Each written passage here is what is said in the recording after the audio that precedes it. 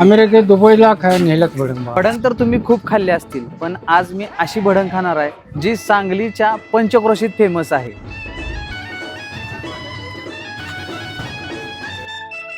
मुख्यमंत्री खाल्ल्यात भडंग, आमदार खासदार लोक सगळे खाल्ल्यात. 1975 पासून समडोळीमध्ये ही भडंग चालू आहे. कशी आहे बघूया.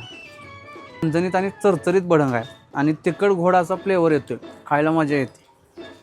एक नंबर क्वालिटी आहे. आणि सांगतो, कांद्याबरोबर खाल्लं ना अक्षरशः भेळ खाल्ल्यागत लागते. माझं गाव सांगली, मी सांगलीमध्ये भडंग खायला येतं कायम. भडंग उत्तम असते, खास त्यासाठी आम्ही येतोय समडोळीला. आता काय गावात कोण नातेवाईक कोण नाही, खास भडंग खायला आम्ही इथे येतोय.